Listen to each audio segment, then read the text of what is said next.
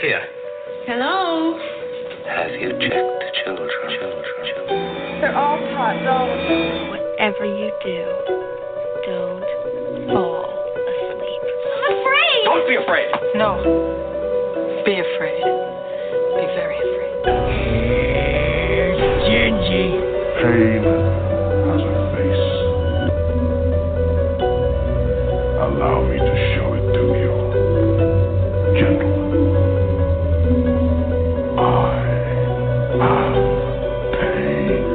I met this 6-year-old child with this blank, pale, emotionless face. The blackest eyes. The devil's eyes. You think that when you die, you go to heaven. You come to us. Hi, I'm Chucky. Wanna play? I think it's trouble. Julie, this guy, if he can't take a joke, he stinks. When there's no more room in hell, the dead will walk here.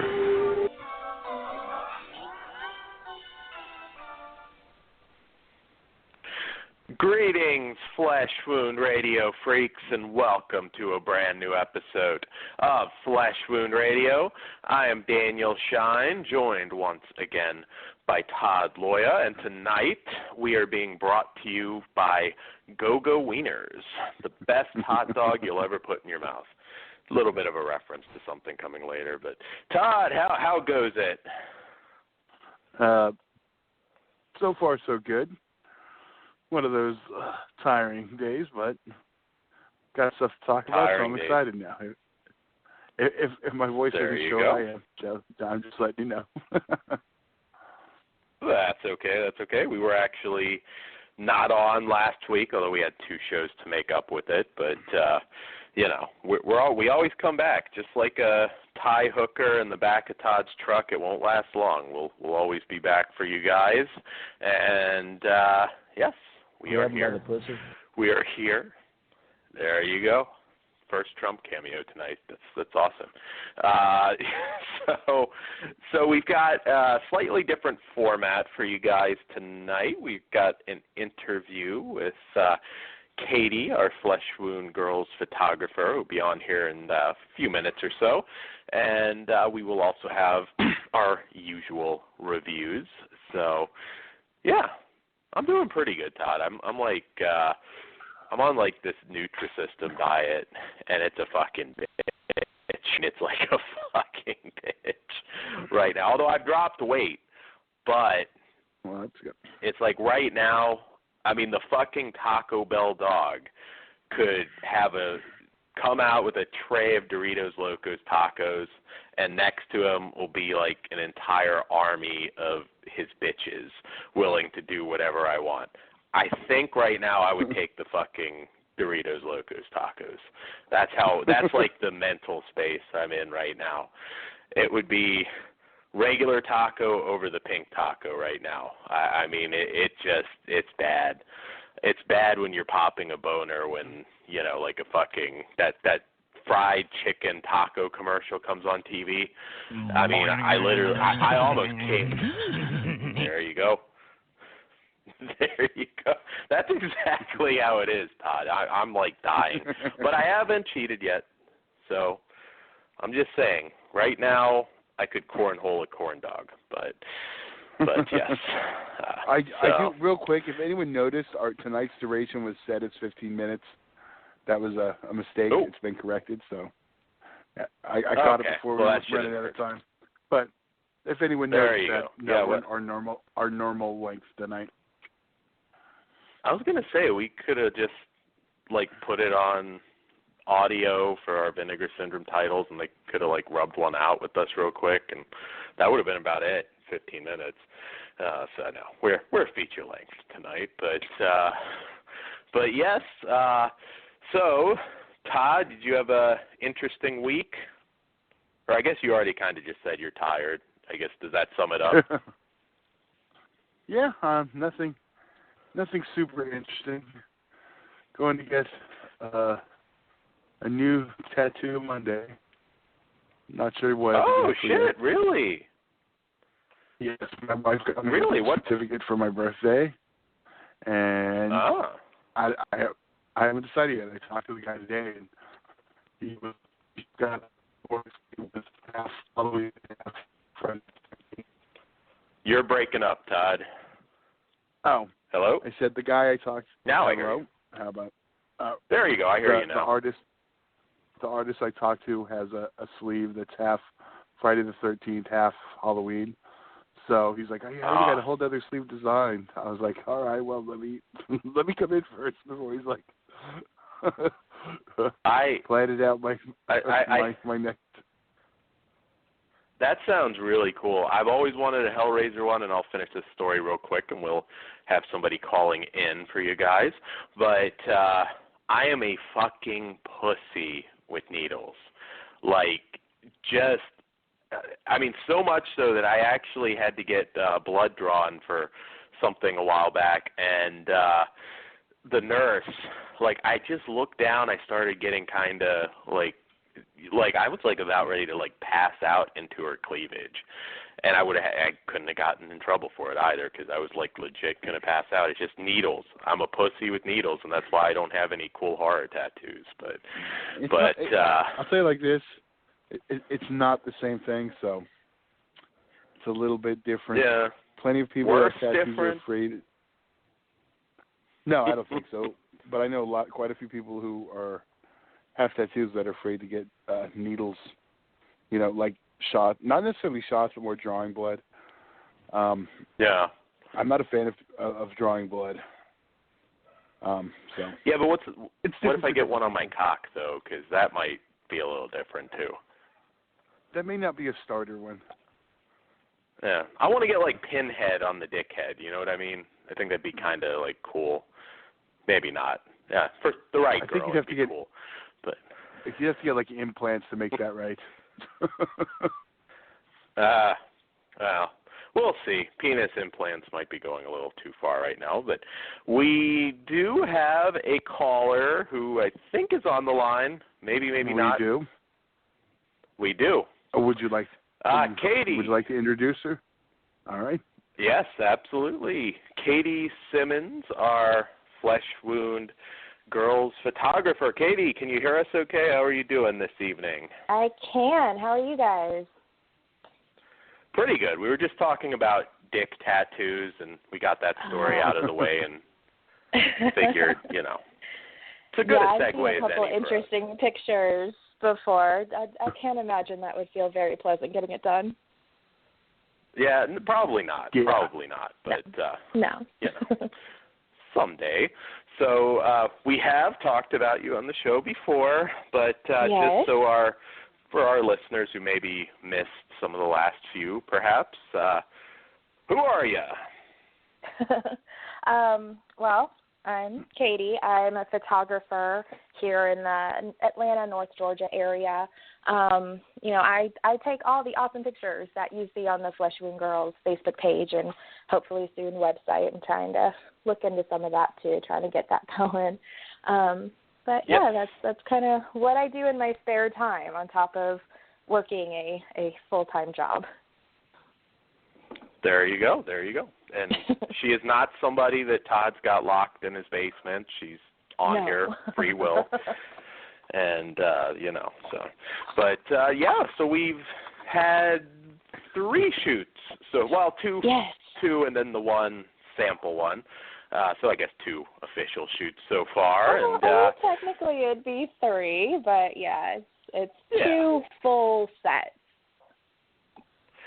Yes, 2 full sets, and we just had a recent one. You want to tell our listeners about that? Oh my goodness, I'm so excited about this one. I'm actually sitting here in front of my computer right now. I have it all uploaded to Facebook. All I have to do is hit the post button. I was waiting for this. So it's such an exciting one. We actually, to shoot this one, we had to go hiking in the woods to get to this spot, and everyone was such a trooper in that we had models in heels hiking through the woods. So that was fun. But the set is called Something Wicked, and I haven't actually ever put out exactly what it is, but with the teasers, I think everyone's probably got the gist of it right now. But we based this one off of the Witches of Salem. It's such an interesting history if you read about Salem and their history and everything, and of course Hollywood's dramatized everything with it, but it's such an interesting and intriguing history, and I kind of wanted to try and capture that for the March set. And our models did such an incredible job, as they always do. Definitely work with some very, very talented people, and I'm just so excited about to post these photos and share it with everybody. Absolutely, yes. And Roxy Rodriguez, who's on a couple shows ago, is in that set too, right? Yes, she is actually featured in this one. We have 4 models who joined us for this shoot, but Roxy is she's definitely featured in this one. Holly from He Loves Me Not, our February set, she's made an appearance again. And then we're introducing 2 new models to our little family here. Yes. I know we've got a long line of models still coming as well. So yeah, we've some point we'll have bios up for everyone. Yes. I get messages all the time from people, I would love to do this, I'd love to be a part of this project. I was like, absolutely. Absolutely, yes. What do you have a planned time that the set is going to go live tonight? In just a few minutes here. That's why I was waiting until I was on with you guys to kind of get everything posted and live. And yeah, so just whenever I can go ahead and hit that post button whenever. Absolutely. Just don't post Todd's cock shot because Facebook's a little funny about that. We'll blur it out, Todd. We'll American Beauty that thing. My wife's in the other room. We'll have to save that one for Tumblr. We need a little beefcake, Todd. Got to appeal to everyone. But I was actually at. I was actually at the photo shoot. It was an interesting shoot. Probably a little colder than usual for Atlanta, but we got through it. We got through it pretty well, and we got it all. Yes, we have a lot of interesting ones though coming up. I don't know when on some, but I know we're going to be doing White Trash Dracula, which is going to be fun. Yes. We're doing a boat one. Todd, I know you want that last house on the left shoot. I want a last house one, but the boat, you know how bad I want a Piranha 3D one. Yes. Or is it Piranha 3 Double D? I could be Fat Hasselhoff. That is, either one I'm good with. It's a tough one. Yeah, don't put me on the spot like that. Both, that would be my answer. You build up to it. You start off with 3D, then do 3 Double D. See, you got to build up to it. Anticipation. There you go. And you see, this is where I tell myself I need to watch more movies because I have no idea what those two are about. Piranhas and titties. I just summed up the whole thing. And Hasselhoff. Okay. You left out the blood, bud. The what? Come on, Dan. The blood, the 3 Bs. Come on. Oh, blood, boobs, beast. There you go. Okay. All right. I would have done blood, boobs, and babes, but whatever.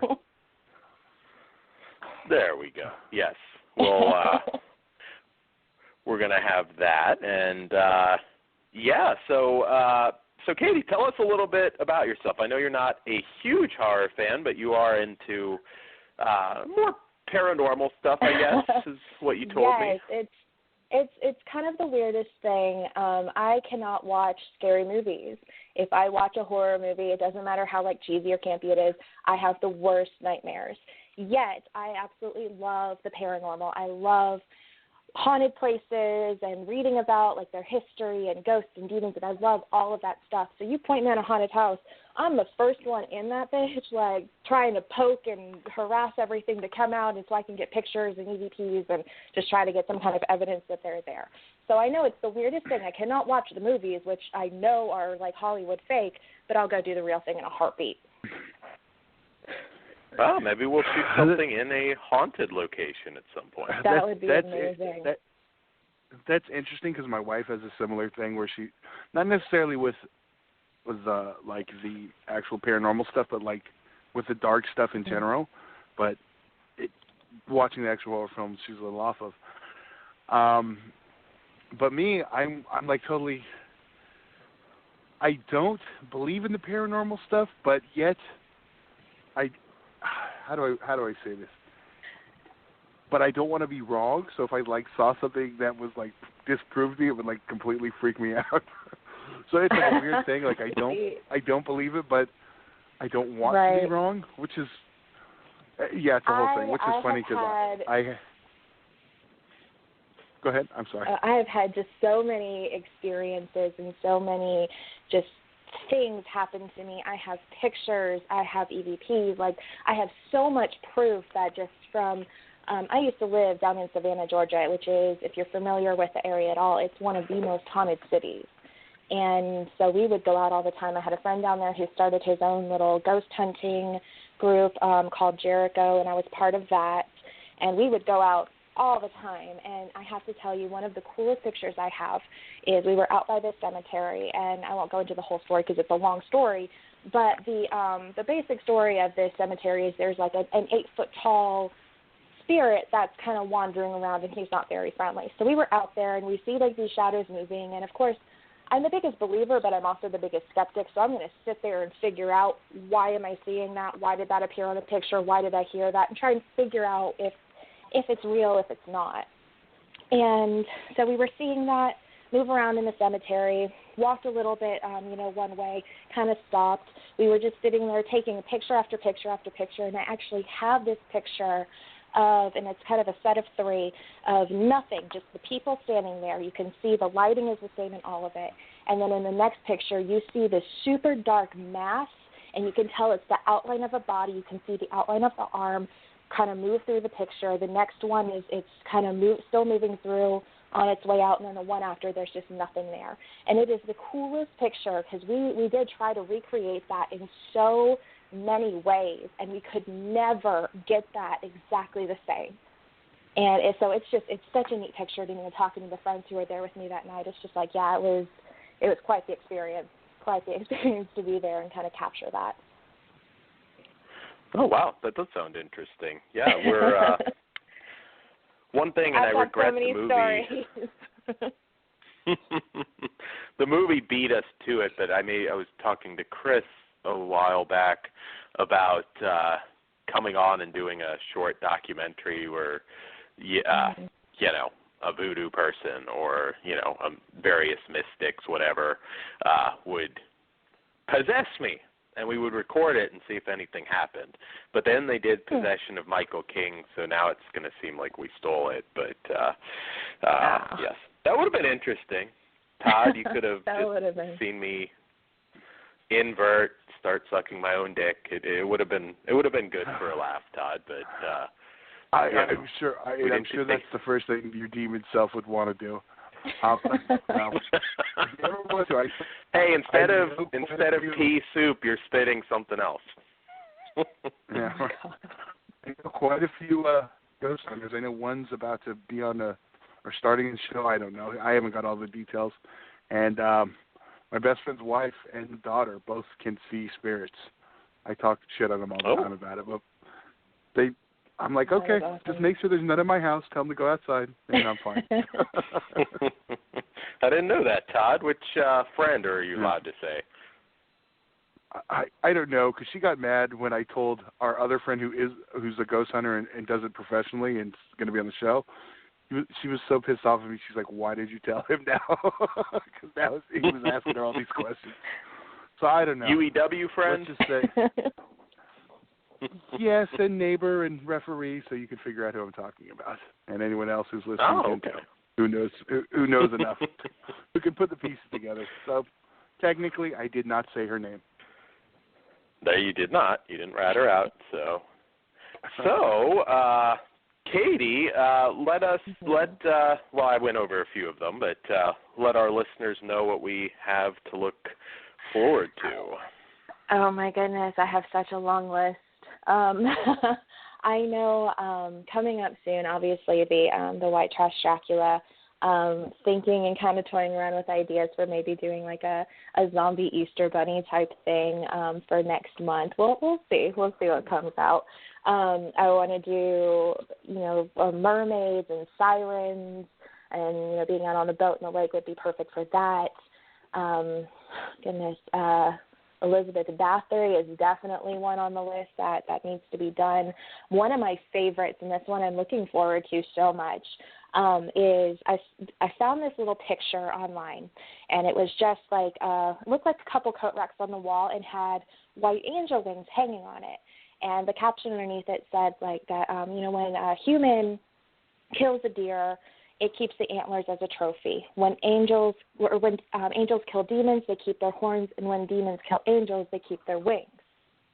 And so I would love to do something, a little spin off of that, and that would bring in like the rope suspension and do inverted rope suspensions and just all kinds of like elaborate things.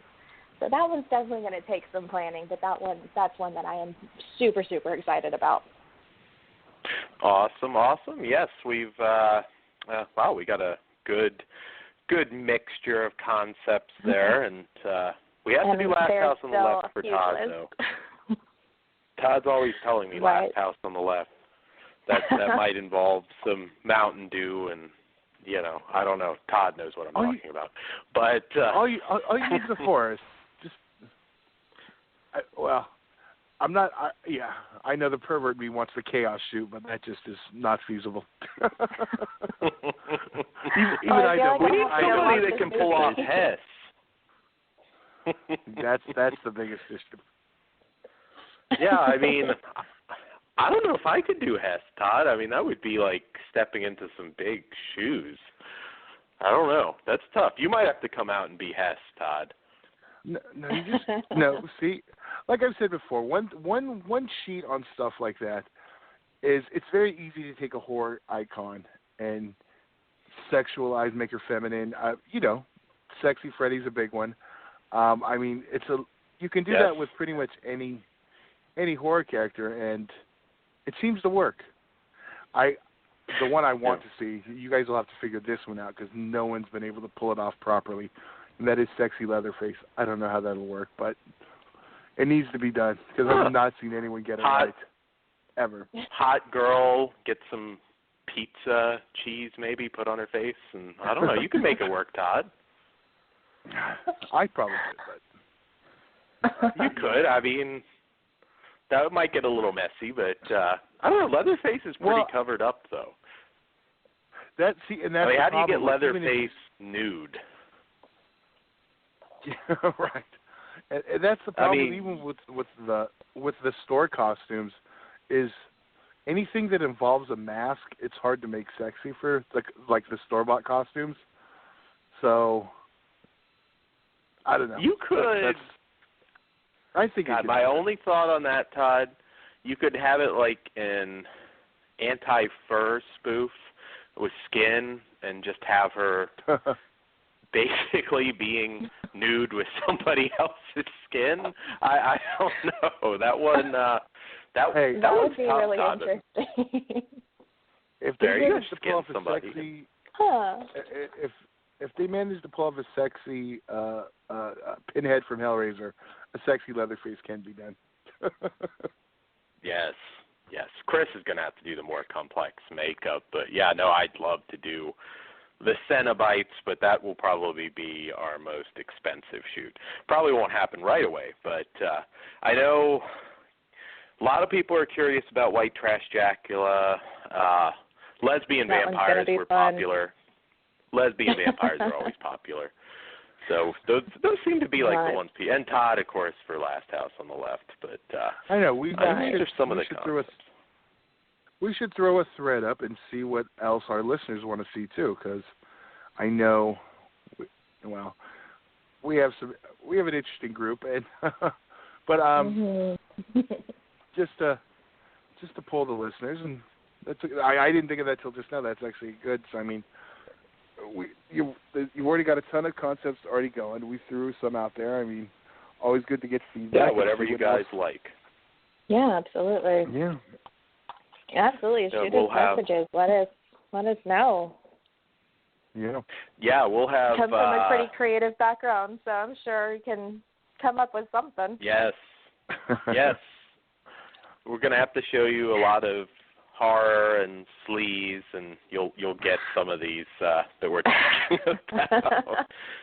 Our listeners are perverted, so we'll have a good mix of everything. At the very least, you can show you skills and fill in the backstory.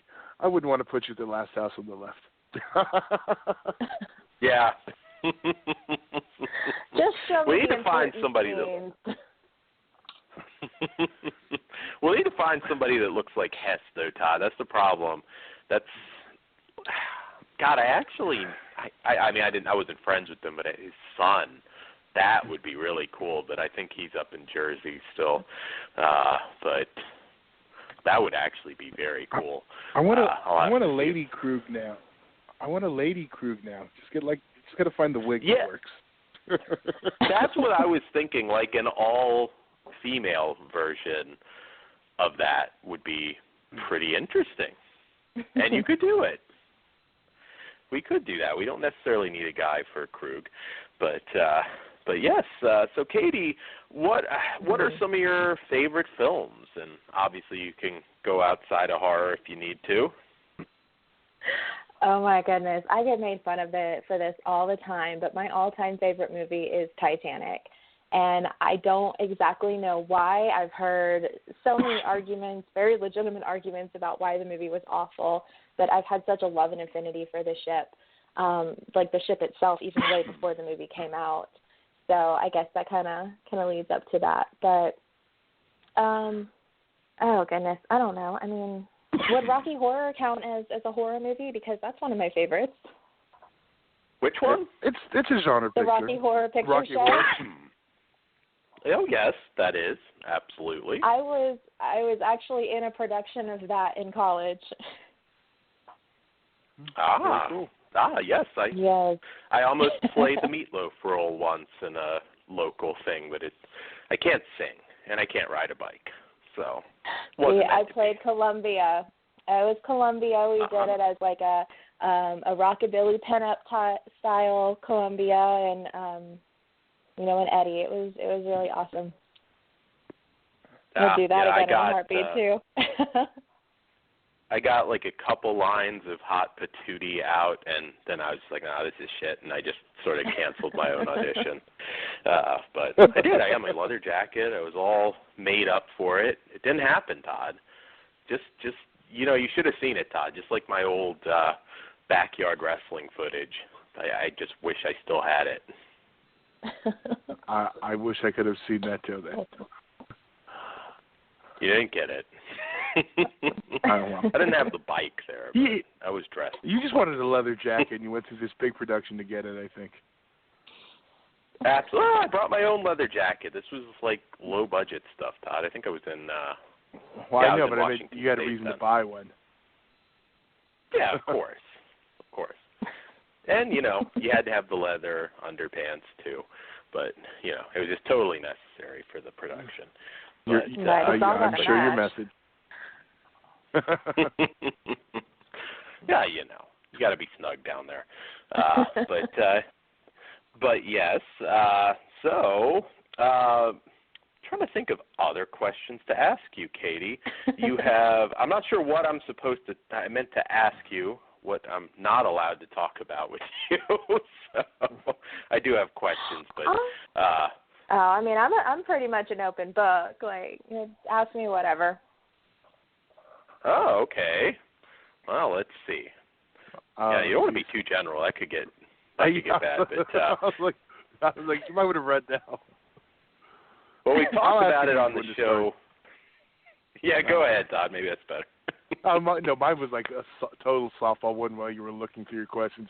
I was just going to ask, are you an Atlanta native or? I am. I grew up here. lived in Georgia my entire life. I went to college down in Savannah and then moved back up to the Atlanta area after that. And yeah, just haven't ever left Georgia, really. There you go. Yeah, we. Okay. I know you. That was the easy one. Similar to me. You do come from a religious family, correct? What do they think about your photography? My parents, they're very, very supportive. Maybe not so much of the subject matter, but I was talking to my dad before we went and shot Something Wicked, and I told him what it was about, and I was like, oh, we're going to do this in the woods behind the house, too. And he's just like, oh, well, I know you really like that artistic stuff, and he just left it at that. So they've truly been very supportive of everything with it, and, they know that, I'm not going to go crazy and turn into some, satanic worshiper or anything like that. It's just this is you might. Myself you in don't artistic want to. No. There goes the Rosemary's Baby. I'm pretty comfortable with my religious beliefs. I'm good. There goes the Rosemary's Baby shoot. Damn it. Hey, I'll shoot anything. I was going to say. Doesn't mean I'm going to believe it. My advice, maybe lie about White Trash Dracula and Last House on the Left. Just say you're shooting nature stuff. I've actually told my mom about White Trash Dracula, and she thought it was the funniest thing. Yes, I have to work on white. I need a haircut, but I'm not cutting my hair specifically for White Trash Dracula. So I don't know. Dracula should at least, even if he's white trash, he should have the longer hair. So yes. I kind of look like a fucking clown right now, Todd, because I'm keeping my hair long. So yes. Well, Katie. Well, Katie, before we let you go, I figure. Well, I could do it, but of course we have a guest on, so we'll let you do the honors. And where, at least right now, and again, we will have all of this when we get the Flesh Wound Radio site up, but right now, where can people find these sets aside from our Facebook page? Pretty much the Facebook page is it for the moment. I'm still working on, I had some issues with my personal photography website, so I'm still working on kind of getting all of that adjusted and moved around. But the Facebook page, that's where you can find all of the photo sets. Just search us at the Flesh Wound Girls on Facebook. You can also buy prints from some of our photo shoots on there. And something else that I am going to actually start doing here is if you go and the new set, Something Wicked, is now live on the Facebook page, so you can go over and check that out. But you will actually see in the photos Roxy, our featured model in this set. She is wearing this very intricate headpiece, and that is all handmade. And I am actually going to be listing that on the shop and the Facebook page. So if you want just like a little souvenir of this set, if you like it, you can go on there and buy it before someone else does. Absolutely. We're also going to be auctioning off my leather underpants, and they haven't been washed, and you guys and they will on never those be as well. sold. Absolutely. I think I might be shipping that to Orange County, Todd. Yes, there we go. True. Maybe. But Katie, we want to thank you for joining us tonight, and thank you for having me. We will absolutely anytime, and we will keep everybody up to date. Yes, absolutely. Yes, so and go if check you it have, out. It's on now. Yeah, I was going to say, if you have not yet, everyone go check it out. And I'm sure if you haven't already, Katie, we'll be sure to share the group or share the set and the page on the group. Okay, I think I said that right. So everyone can see it and like the page. Absolutely. Awesome. Well, thank you again. That is Katie Simmons, our Flesh Wound Girls photographer. And so, Todd, all right. should yes, we... thank you. And I was saying yes, good night. I'm talking over you. All right. Thank you, Katie, for coming on. All right. All right. Okay. Yes, we'll have a lot of interesting shoots for you guys. The White Trash Dracula is that one I'm really going to look forward to. That one will be fun. I don't know what I'm looking forward to the most. You've told me quite a bit. I know that's the top on your list. No, it's my top one. For starters, I really want to see the Piranha 3D one. That's my top, I think. Even over last that one. Yes, I know. Go figure. I know I'm gonna have to wait on that one because the boat's new. I get that. I'm hoping Chris will be down here. I'm hoping around June-ish, maybe sooner. I he's really busy tying everything up back in Massachusetts, but I was thinking that myself. I'm like, could we do? I don't think it'll end up being Piranhas, though, to be truthful, because I just can't see a way of doing that.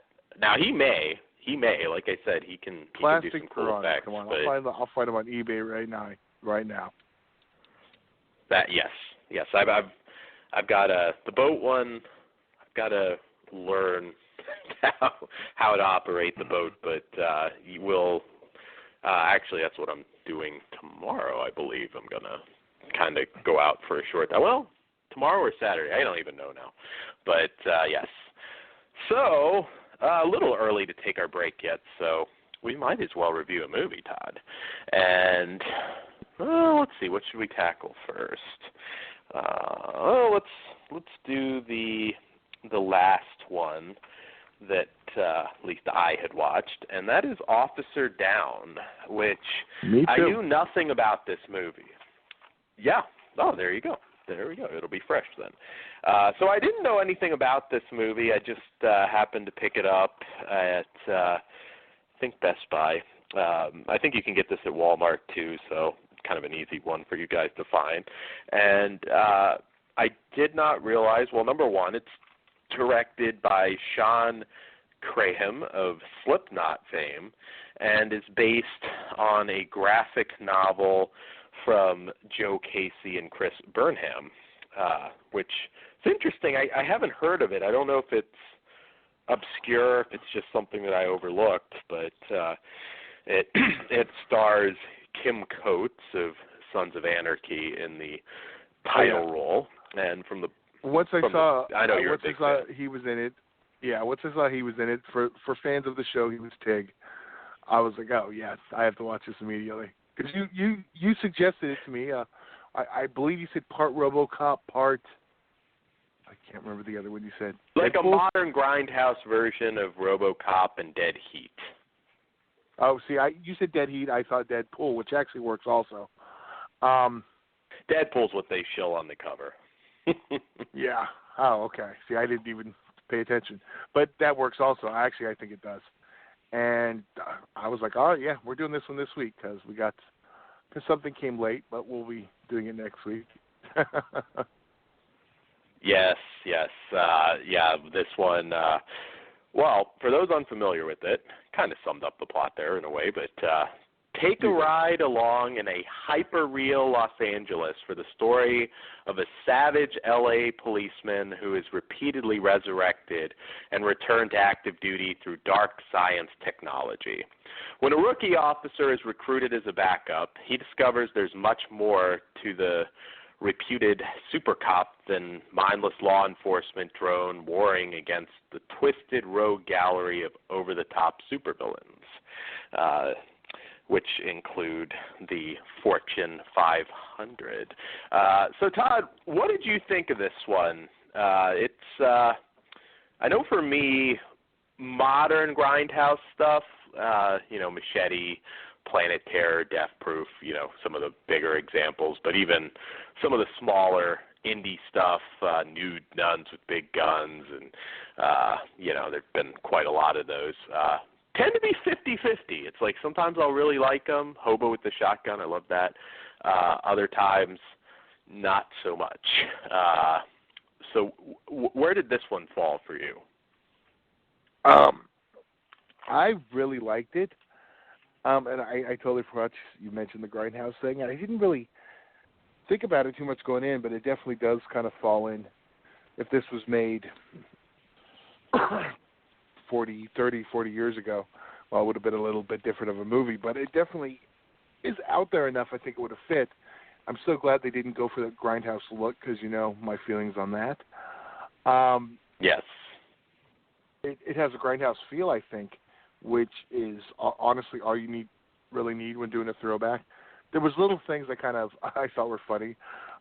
Reno Wilson as a cop, who's famously played a cop in Mike and Molly, his series gig, and then also Lauren Les from another famous cop from Dexter, also playing a cop, and I want to say also a lieutenant or a captain, which I thought was a little funny. We needed David Rashke from Sledgehammer.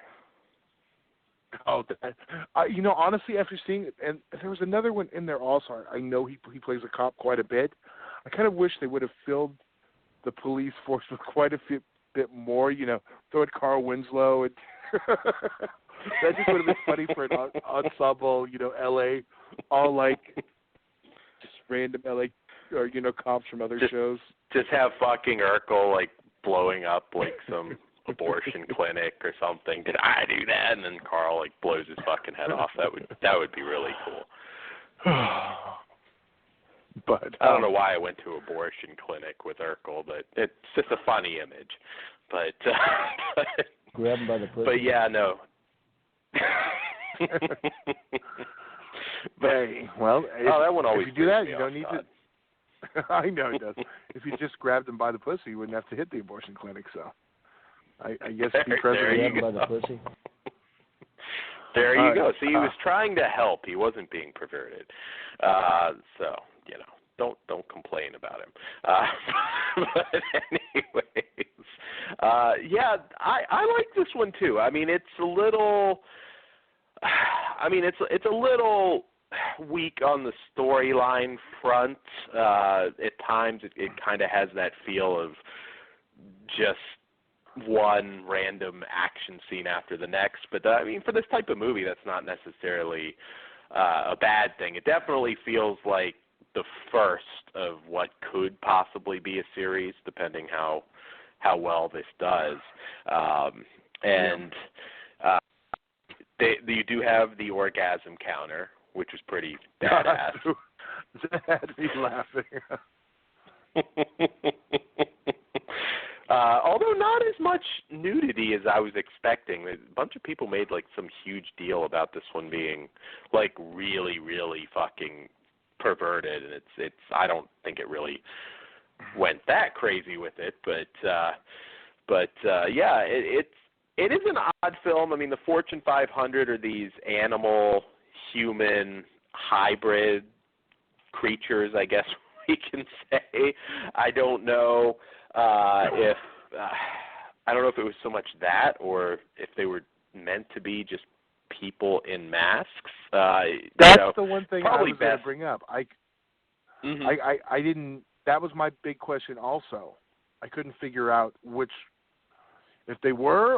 one they were. Which, like you said, though, it probably is kind of best. It was kind of left up in the air.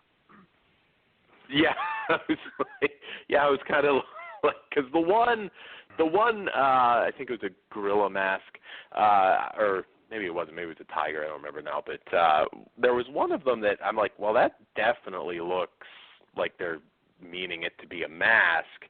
Yet the bird creature or whatever he is looked more like, okay, well, they're trying to tell us that he is in fact part bird.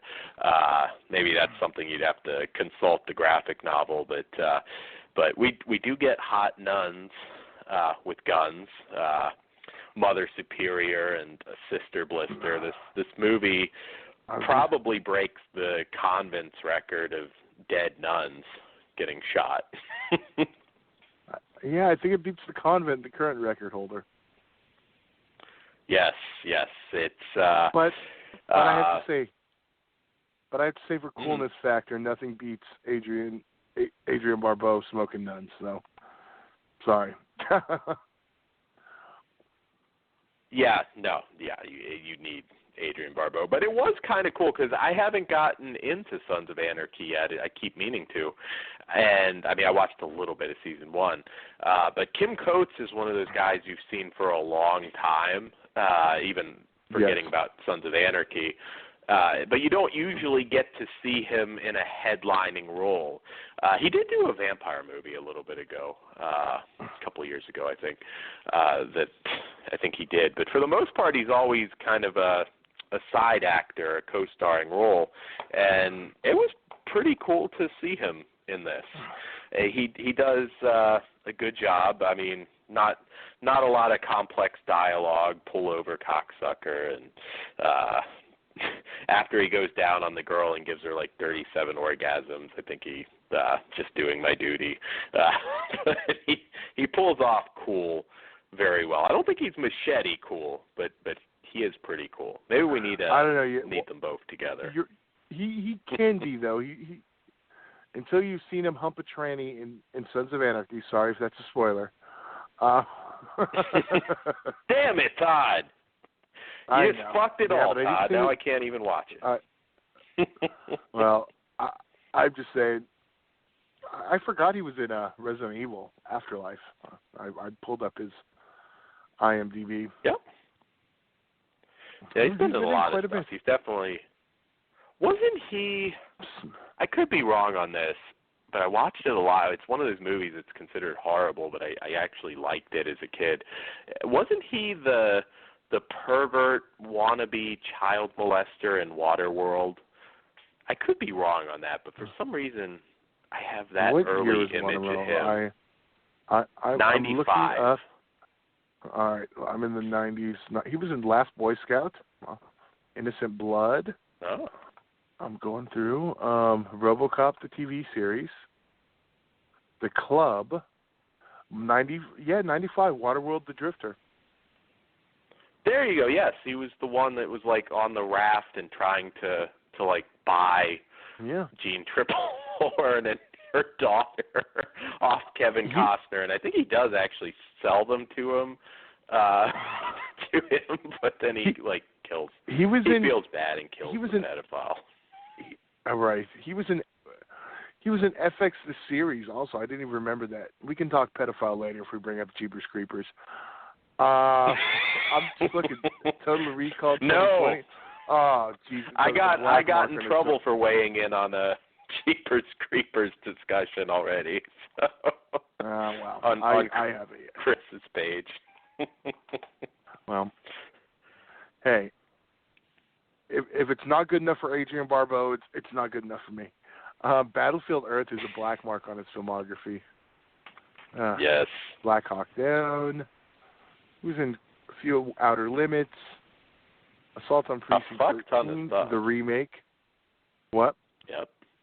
He has been in a ton of stuff. Yeah, Silent Hill. But it feels like he didn't even know his name before Sons of Anarchy, so it's kind of cool. And if you are a fan of his, he actually has done a few conventions too, by the way. But if you are a fan of his, it's a cool movie. I mean, if you like I said, if you like the modern grindhouse stuff, it's not the creme de la creme of that, but it's definitely better than a lot I've seen recently where it's just like I mean, you were complaining about it before, where they just put in the scratches and think they're being clever.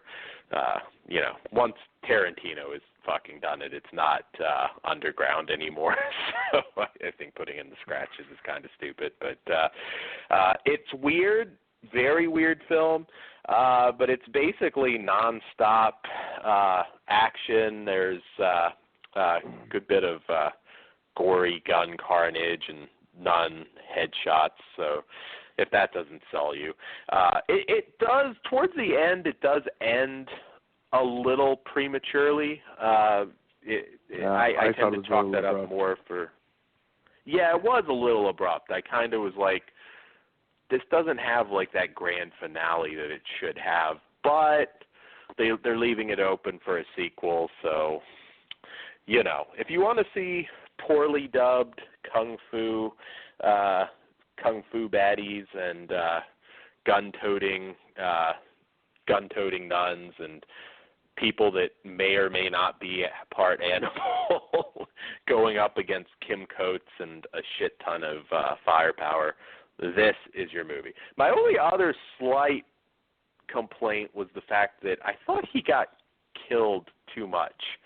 I kind of was like, he does fuck people up, but there was once or twice where I'm like, he shouldn't have died again there. But that's a minor gripe. I actually like this one. Yeah, I get that. Quite a bit. Hey, Machete wouldn't have died that many times, I'm just saying. But we, however, do not get any nun-on-nun action. So, when they're talking about how perverted it is, we don't get that. I was thinking it might happen. It did not, so I'm just throwing it out there. But, yes, I give this one a 3.5. I enjoy quite a bit. If you do enjoy modern-day Grindhouse titles, it's going to be worth a watch for you. And if you're a Kim Coates fan, it's a must. What say you, Todd? Yeah, I give it a solid 4. I really did dig it. I had fun with it. There you go. See, and you didn't want to review this one. I didn't. No, that wasn't the issue. I looked at the name and I just thought it was a generic, action film when I was going through looking at the weekly releases. Even on I want to say it was listed under action because I looked at Video ETA, and it wasn't until you brought it to my attention, and then I went and looked and saw who the lead was and looked a little bit more into it. I want to say, I'm actually looking now while we're doing it, just to call me out. There's also another recent movie called Officer Down, just so everybody's aware. This is Down with an E, and it has a bright, kind of bright cover and nuns. Under Video ETA, it's listed as action, and, geez, even under principal cast, Kim Coates isn't even listed till the 4th name on this thing, so I didn't even notice it. Oh, wow. I was going to say, he's definitely I thank top you, billed. Dan. There you go. Yes. No, and there is I think it's a Stephen Dorff action movie, but you're looking for Down with an E at the end, so it's a name, just so you don't get confused. I mean, the Stephen Dorff action flick might be okay, but that's not what you're looking for. So we'll save Stephen Dorff for later. Come on. Yes, we do have Stephen Dorff. We are reviewing a Stephen Dorff movie tonight. That's true. I wasn't even thinking about that. So, Todd, I guess we can take our break. I can't actually have a Hot Pocket, but I can look at one and come in my pants real quick while the song plays. What you do with your Hot Pockets now is on you. Absolutely, yes. It's that fucking Nutrisystem, Todd. I'm dying. Tomorrow's my cheat day, and I'm going to tacos and tequilas, and I am gonna I'm gonna fucking get sick, is what I'm gonna do. I was gonna say don't turn your cheat day into every calorie you missed all week. No, it's not. But God, dude, I'm getting a fucking California burrito. I literally, I might come while I'm talking to you just thinking about it. I mean, I'm serious. It's bad. It's bad when you would take a burrito over a BJ. And right now, I would take a fucking burrito over a BJ. Unless it's Brink Stevens or Lena Romay when she was alive. But for the most part, yeah, I'm taking that burrito. Yes. I only get one cheat day. That's the sad thing. You get all these even shitty food. You don't realize how much you appreciate it till it's gone. I've been eating nothing but fucking vegetables and cottage cheese and tofu versions of what a burrito should be. It's horrible. And yes, all I got is my one cheat day. I'm gonna have that. I'm gonna probably see Kong Skull Island at some point and get some nachos. and that's going to be my cheat day. And I already came in my pants, so we might as well play the song. What do you have for us tonight, Todd? Well, I have what we'll probably be reviewing next, and that is the music from The Gate. Oh, sweet. Is the newest Vestron Collector Series Blu-ray. So we will be right back in 4.5 minutes. Perfect time to make a Hot Pocket that you can't eat, Dan. All right, we'll be back. Fuck you, Todd.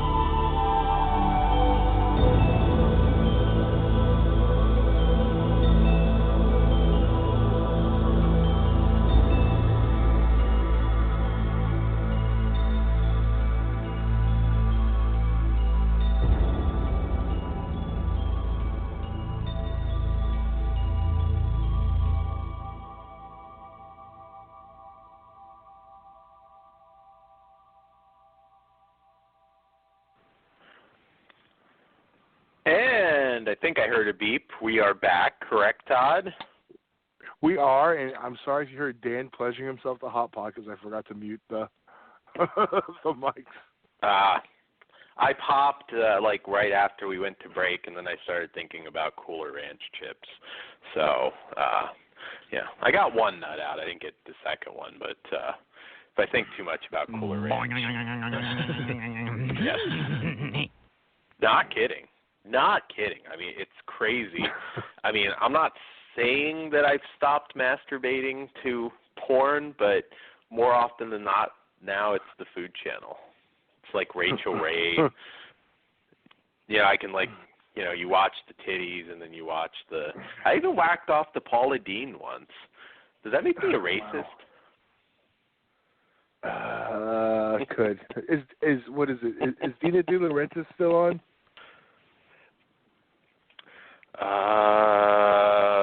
Yes, I think she's still on. I really like I said, I'm not a big Food Channel guy, but I was like, she was like the best jugs on the Food Channel, and you know she's got that horror connection or film connection with the whole De Laurentiis. That was her grandfather. Which was the girl? One of the famous ones. Was it Rachel Ray? Like the husband was like pissing on prostitutes or something. I think it was Rachel Ray. I missed that. I'm gonna Google that. Yeah, there you go. Google. I'm afraid to Google this, but I'm going to. Food Channel pissing on prostitutes. Hopefully it wasn't. Well, the husband, Rachel Ray, wasn't Food pissing Channel on prostitutes. Chef pissing prostitutes. Hey, with the president now, golden showers are mainstream.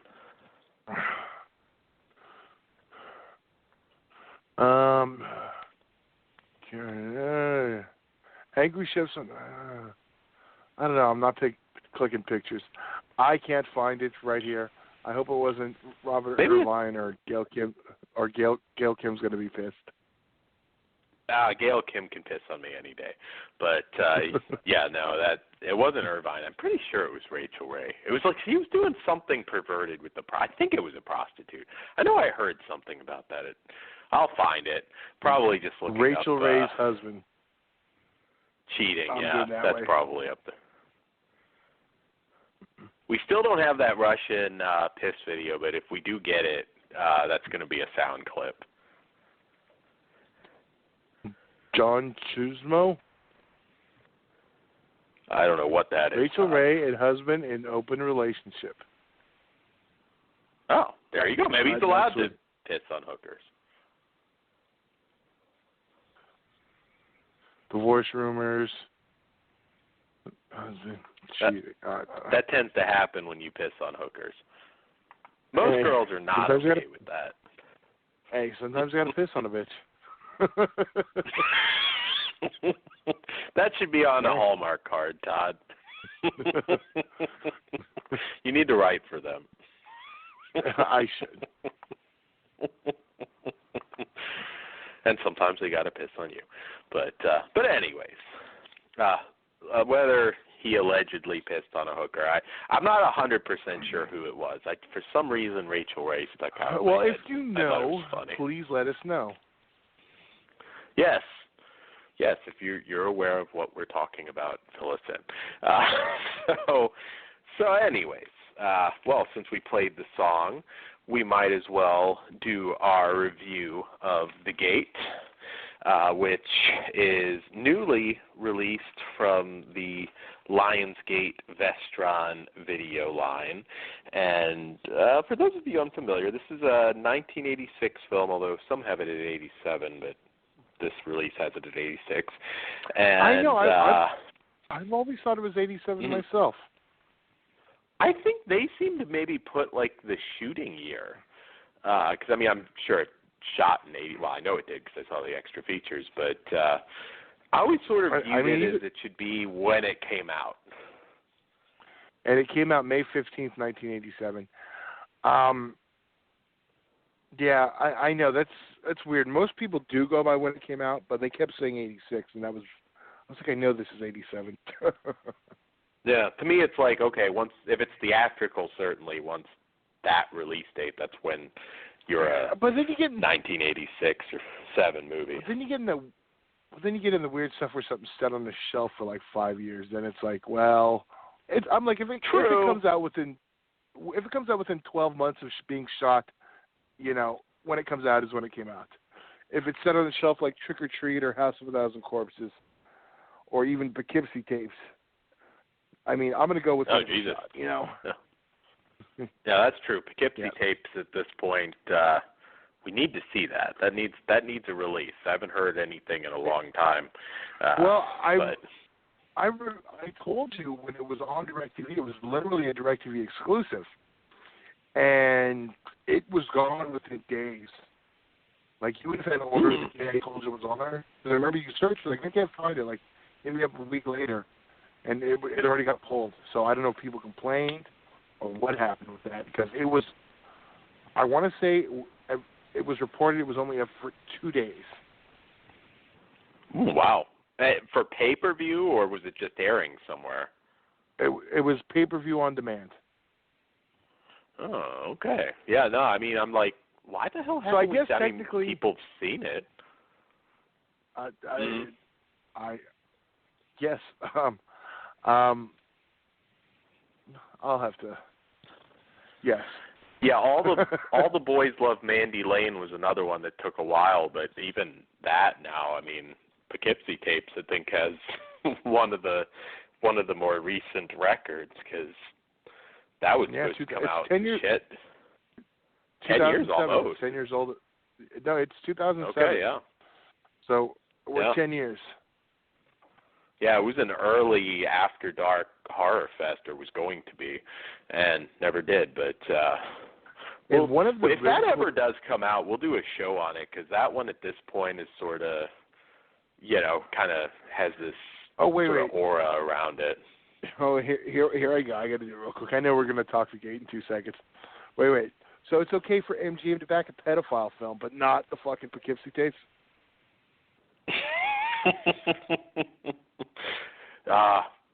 That's true. I hesitate to even get into a Jeepers Creepers discussion, because, God, right now some of those. And again, Salva's a piece of shit, but, he did his time. I mean, it's people, there's actually an article out there about comparing him and Polanski, which to me there's not really a comparison, because Polanski fled justice. 15 months for a child molester is bullshit. I completely agree with that. But, it is a little bit different of a case. Here's the thing, though. Polanski was going to get 52 days or something like that. So even if he stayed, he fled because he was going to get the full sentence. If he would have got the 52 days, he would have stayed.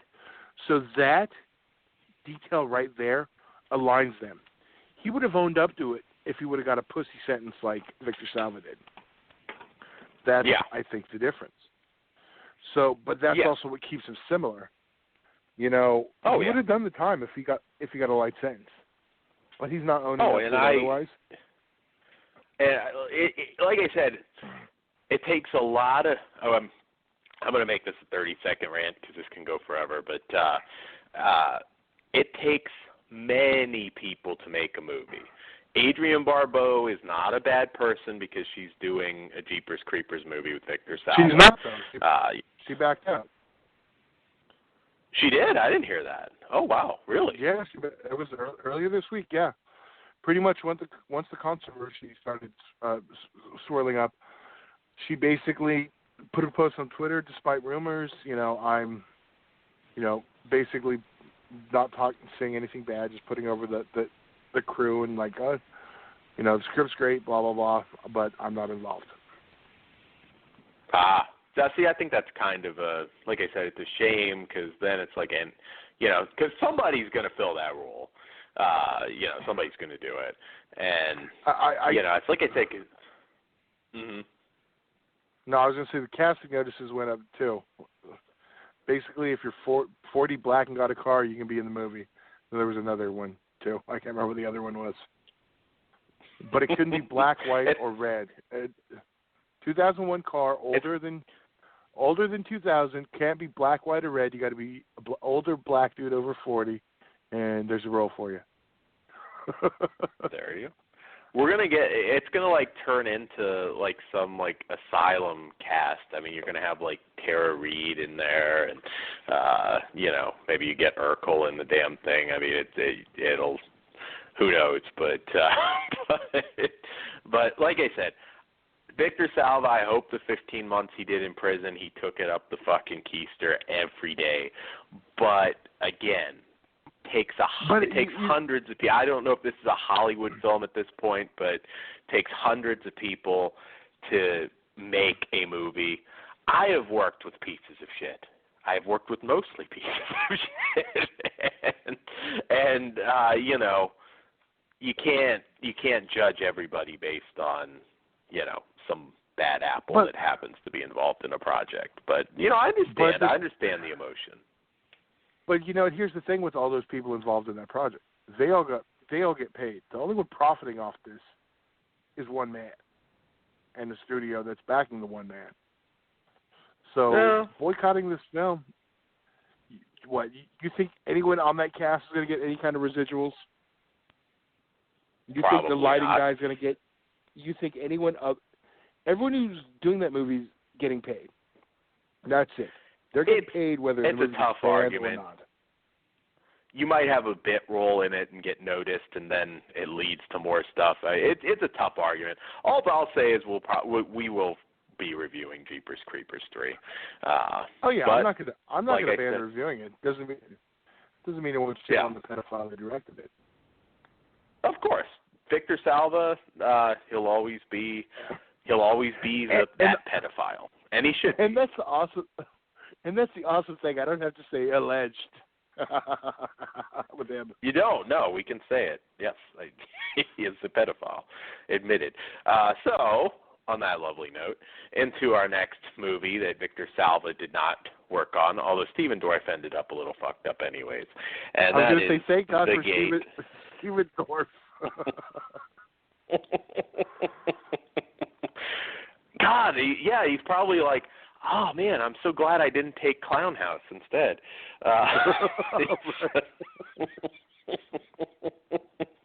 This Victor Salva is an up-and-coming director. Wink, wink.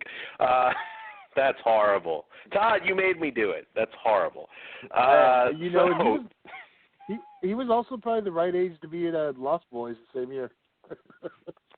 There you go. Yes. So The Gate follows best friends Glenn and Terry, who stumble across a mysterious crystalline rock in Glenn's backyard. They quickly dig up the newly sodden lawn, searching for more precious stones. Instead, they unearth The Gate, an underground chamber of terrifying demonic evil. The teenagers soon understand what evil they've released as they are overcome with an assortment of horrific experiences. With fiendish followers invading suburbia, now it's time for the kids to discover the secret that can lock the gate forever, if it's not too late. So, Gate, definitely one of those movies, in childhood that you may have watched, at least if you're me, or probably Todd, I'm guessing, probably watched several times, particularly because the heroes are young kids. And as time goes by, you kind of forget that this one is kind of geared towards teens. First off, it's a PG-13 horror film, which we don't bitch about that here because there's more than a few great PG-13 horror films. Poltergeist PG. Absolutely. Come on. PG. Yeah, I was going to say that predated the PG-13. That would be PG-13 though now. But so I mean, this is one, like, as a kid, some of it was pretty spooky. The Minions, the original Minions. Fuck those yellow things. I was going to say, that kids are. I saw that ready to fuck those yellow pieces of shit. They need to have a meme of, like, the Minions from The Gate, but fucking the Minions from the Pixar movie. movies. Somebody needs to do it. But yes, these are like the legit Minions. This is what you need to watch, kids. That was some pretty creepy stuff. I always thought they were really, really cool. I remember kind of watching that for the first time and just thinking, oh my God, like this is creepy for a kid. If you're an adult, which if you're listening to us, I hope you're an adult. Yeah, this is not going to scare the shit out of you by any means, but you know, I think it's more edgy than your typical piece of crap that's made today. I mean, I have nieces and a nephew, and I see some of the stuff they watch, and I'm just thinking, holy shit, this is. I mean, I watched some stupid shit when I was a kid. I think everybody did, but this is some really fucking stupid shit. This is a good one you can watch. I have a lot to say about it, Todd, but what do you think? I mean, are you a fan of this? And did you grow up on it? I probably, of course, I remember the first time renting the VHS. Geez, let me think. I've owned the VHS, the Platinum DVD, full screen, the import DVD, that was widescreen, the collector's edition DVD from Lionsgate, now the Blu-ray. So it's my fifth time buying it. Till the 4K Ultimate next 10 years, whatever. So it's one of those. I get what you're saying. Yeah, for a new fan, it's not. It's kind of like, though a little bit different because Monster Squad's a little bit more humorous. But it's one of those that you, as an adult, can plan on. This can be a gateway horror film for my child, my niece, my nephew, whatever. It's a good starter one. You know, it's one of those. You know, there's a few out there. Kind of like marijuana leading up to crack cocaine. Well, that's a rumor, but that's not true. Let's be real. Alcohol's a gateway drug. But that is true. But that's legal, so no one remembers that. But no, I definitely do. Yes, it's the marijuana of movies. I guess that makes Monster Squad alcohol. Yeah, it's not quite Monster Squad level, but I will say the director, Tibor Takacs, he's always kind of been known for effects. In fact, he does a lot of some of the better Sci-Fi Channel creature movies in recent years, Mosquito Man, or you probably saw it as Man-Squito. And I've always actually been a fan of him. He's still pretty active. He did Spiders recently, Spiders 3D. Always known for kind of nifty effects. And this is one of those movies, like I said, when I saw it at the time, it had very unique effects work. You know, some people might bitch about it now, but the giant creature I think looks great. Looks a lot better than it would if it was just some CG creature. And there's something scary about this one for kids, like I said. And that's not to say that adults aren't going to get something out of it, because you know, I still enjoy it. It's just I still to this day love one dies. The workman to Minion transition. It still works for me. Yeah, no, it really does. It really does for me too. And you recognize some of the flaws. I mean, you know, some of the performances weren't the greatest. I wasn't a big fan of the Terry kid who comes back in The Gate too. I haven't watched that in forever, but I know he is back in that. If you catch a Minion, they grant your wishes. There you go. They did a genie I just watched part 2, and it's definitely not the first one. I saw fun with it. I completely forgot Pamela Alden from. What's her most famous thing is Bobby Hill's voice, but she's been on like every series Louis C.K.'s ever done. But I completely forgot she was in it. You'd recognize her if you saw her.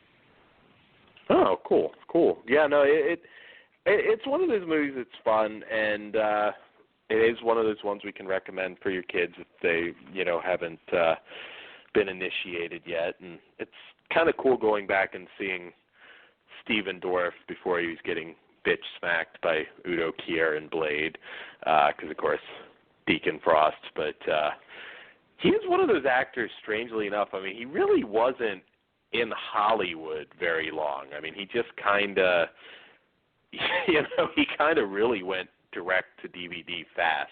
You kind of thought after Blade, this guy's going to be a fucking huge star, but never really picked his roles terribly well as an adult. But it's a decent kid performance here. I mean, you'll recognize some dialogue and stuff you probably wouldn't as a child complain about, but there's a little bit of gore. There's no body count in this. I mean, if you're looking for demons ripping people apart, it's obviously not what this is. But there are some gnarly effects. I remember when the dad's head sort of melts and falls off. That was cool then, still very cool now.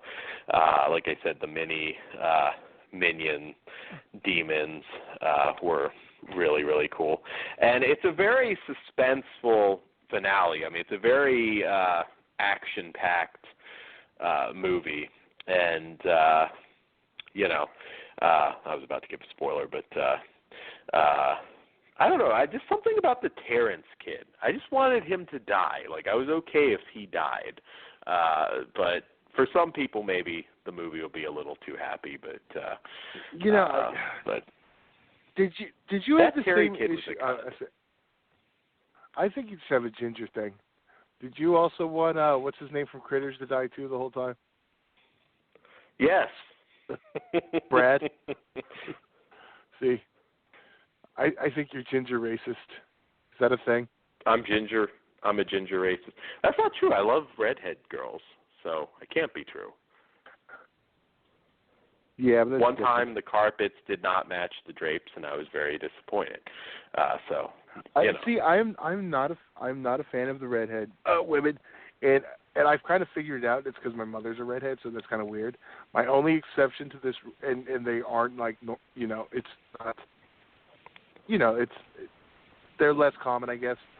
My only exception to the rule is Christina Hendricks. Yeah, so there we go. There you go.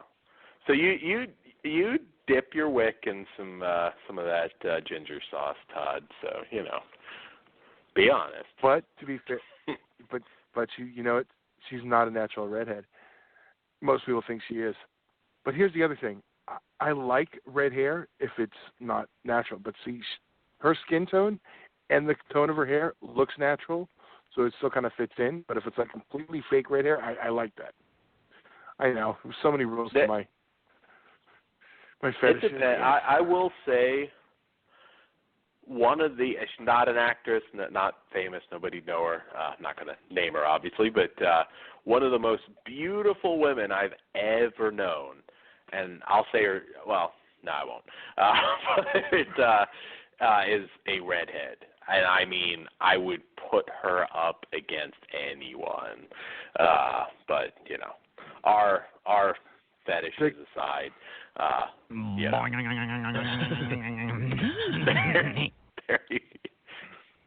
that was coming. Come on. Never dated her. I tried, and goddamn, that's one that still eats at me. But anyways, back to the gate. Hey, just start thinking about burritos again. You'll forget. Yeah, there you go. I don't know. That one might make me just say fuck it, get depressed, and start binging. So that could go either way. But twas not meant to be. But anyways, this is also stacked to the gills with extras, as Vestron's been doing.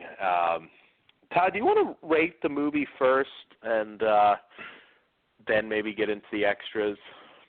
Or yes, but I'm going to I'm going to say right from the get. A lot of it has to do with nostalgia for me because I love this film. I give it a 4.5.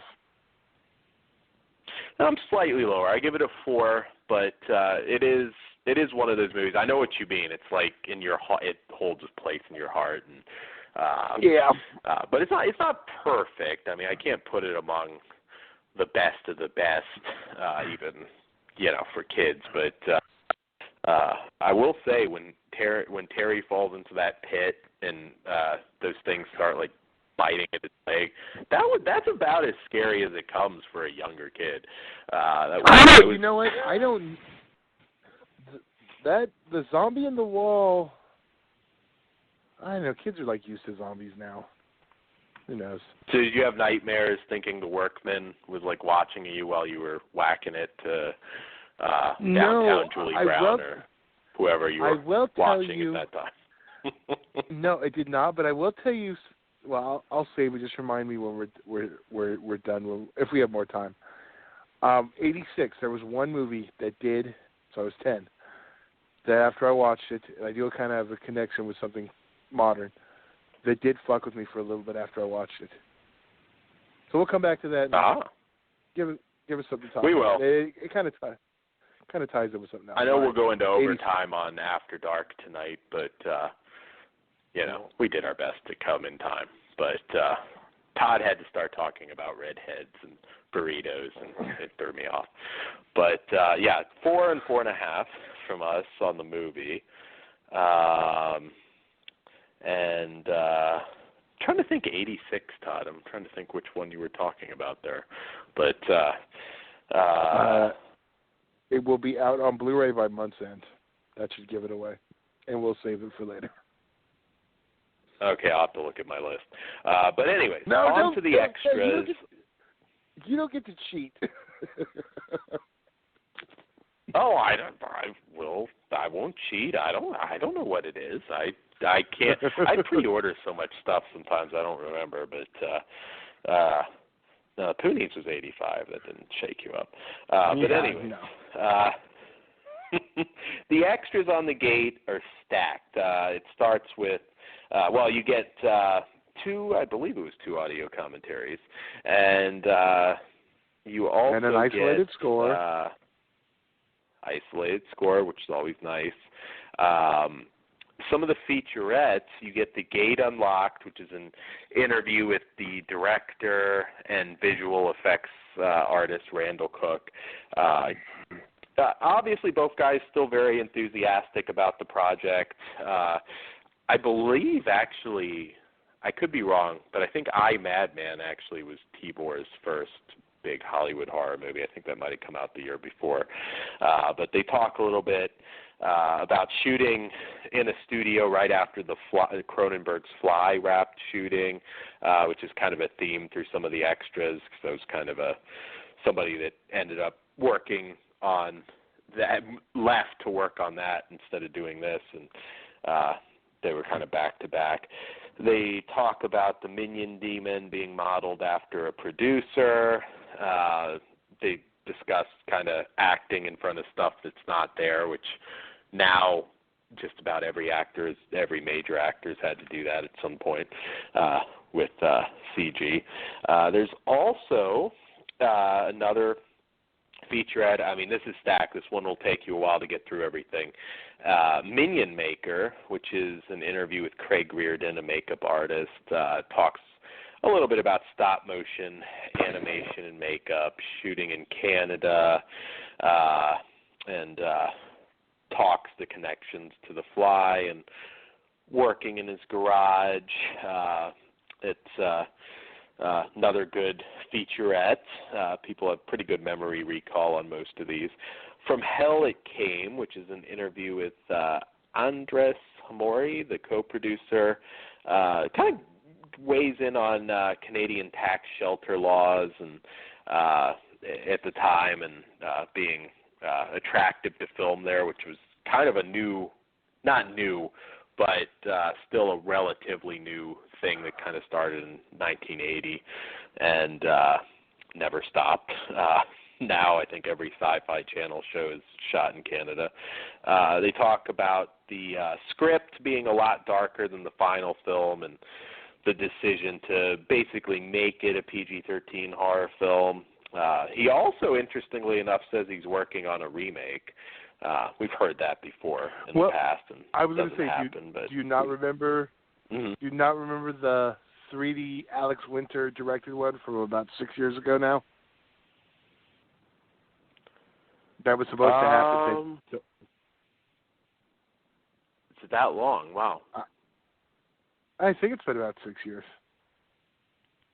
Oh, okay. Okay. Yeah, no, I don't know if I remember that. I was looking forward to that one because, well, one, it was 3D, and Alex Winter freaked, of course, of Bill and Ted fame. But I was interested to see that, what they were going to do, and then it just kind of went away. Yeah, probably like Bill and Ted. I don't know if we're ever actually going to see that.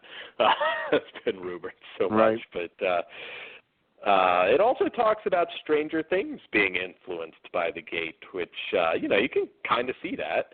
Yeah. Being the highest grossing Canadian film that year and beating Ishtar, which was kind of their claim to fame because it was a big budget film. There's also The Workman Speaks, an interview with Carl Cranes, who talks a little bit about being friends with the director and also working to help the Canadian actors erase their accents for this.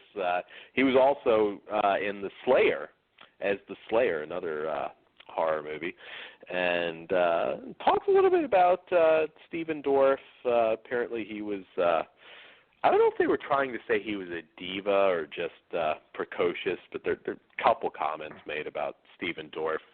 I don't remember which featurette, but apparently he inquired where the chicks were when he got on set. That's when they send him, there's none here, but they're shooting this thing Clown House down the street. Damn, like that? But talk to the director. Anyway, that's horrible. But you brought it up now. It's like these horrible jokes are in my head. God, did I get through them all? Made in Canada. There's an interview with some of one of the Minion actors and the production manager, and they talk a little bit in general about Canada at the time, shooting there, and that was a really interesting featurette. There's also a vintage featurette on there.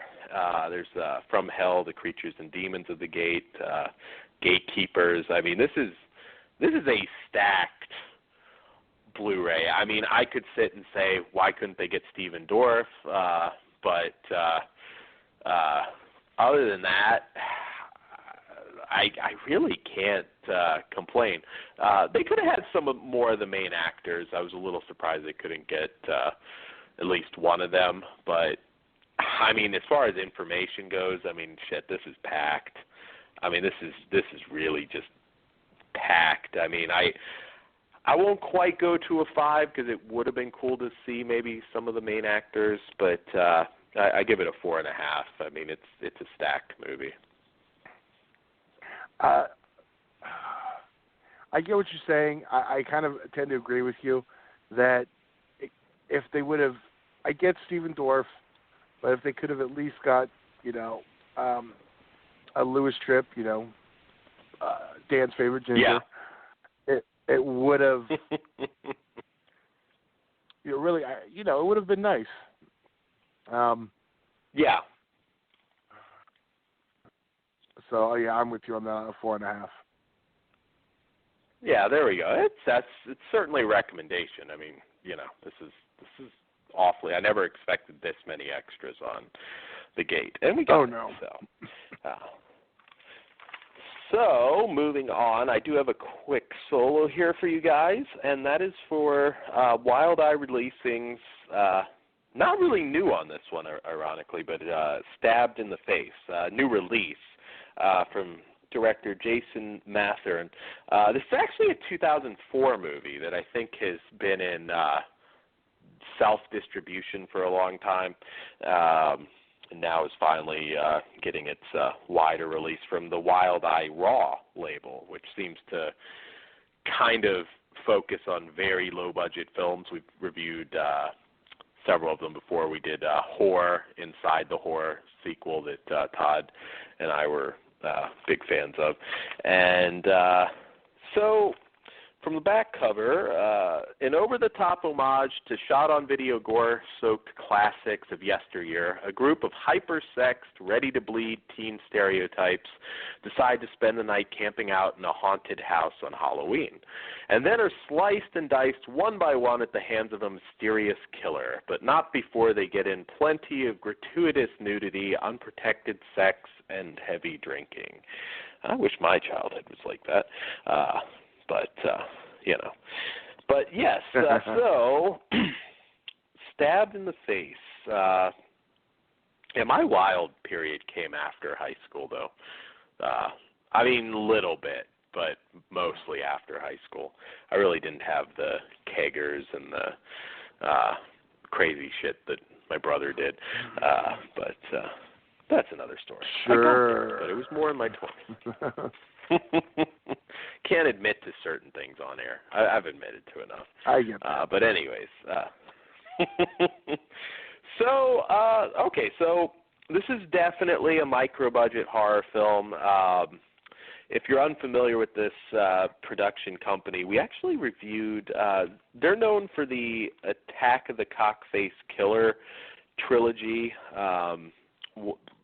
I want to say maybe the third one was put out as Gorgasm or something, which ironically there's a couple movies under that title, but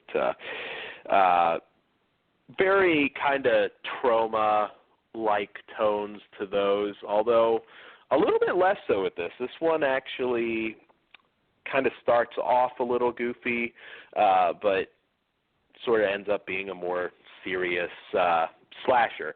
On the negative side of the thing, amateur acting, big-time amateur acting. This is, I want to say, one of the first couple projects this director had. So, I've been there. Sometimes you have to make do with what you got. And, the acting's not very good. But one thing this movie does have is a pretty decent script and some twists that you'd be surprised when you watch a lot of these micro-budget slashers. Sometimes, you just think there's like no thought put into it whatsoever. They just copy, the same old shit and usually do a not so great impersonation of it. This one had a script. This one had twists. The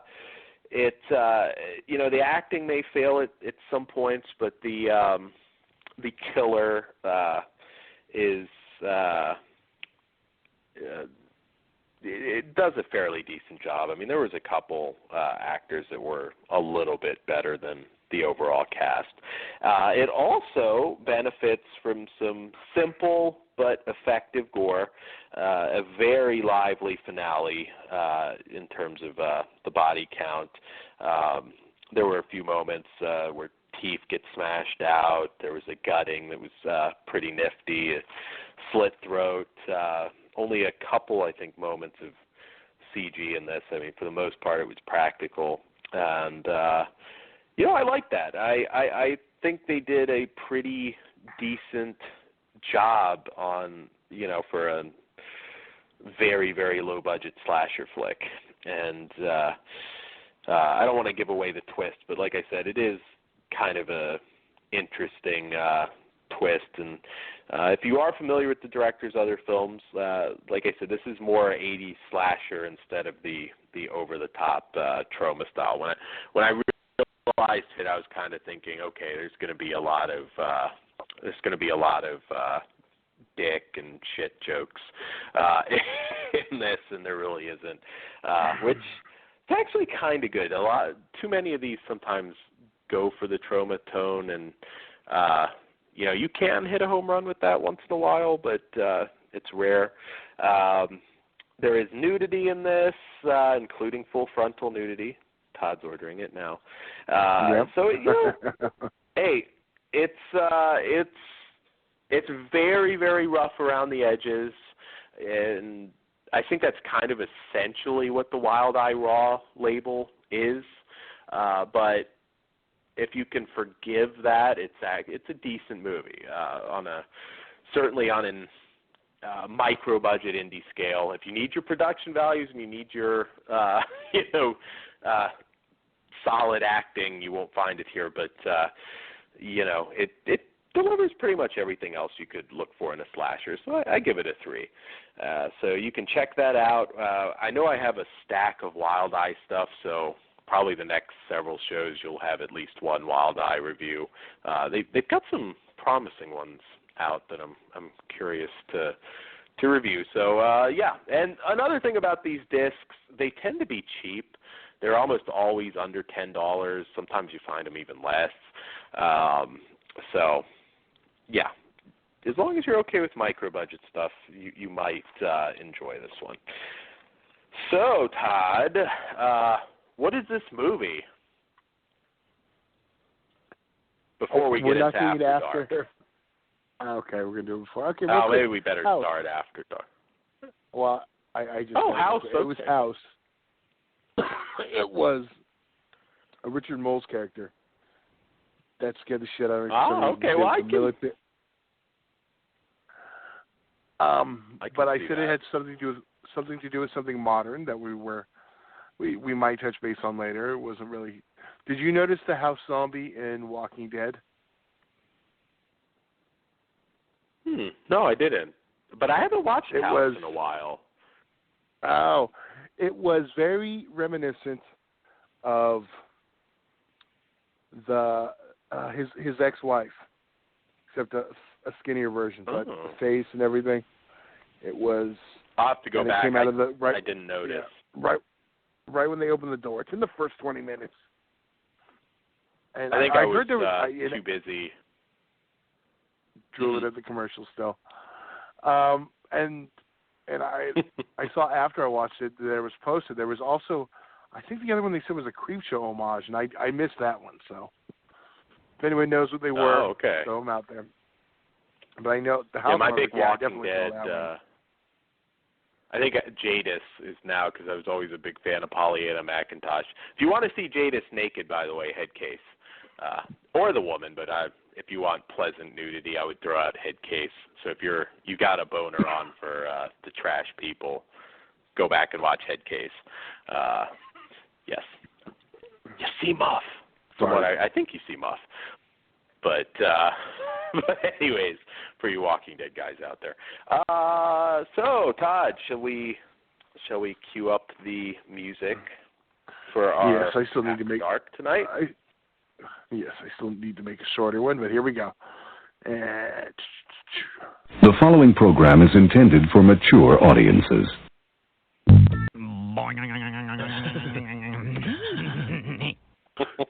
That's our short version tonight. We're running out of time. Yeah, we are. If we go into little archives, we apologize. But so I'm going to get right into it. Vinegar Syndrome, always the highlight of any show. And this is a double feature, and I'm going to go slight out of order because I watched this one second to last today, so it's the freshest in my head. And this is part of the Peakorama line that they have, double feature. And this theme for these are two sort of New York-based 70s porn films. And this one is called Night of the Spanish Fly from director Bob Mason in 1976. One of the best porn storylines I've ever seen. Somehow a shipment of go-go wieners and the aphrodisiac Spanish fly have been cross-contaminated in transit and have been accidentally distributed to the masses. As the drugged wieners are consumed by citizens, word spreads of raucous lovemaking throughout the metropolitan area. We see firsthand the effects in one erotic case after another. So,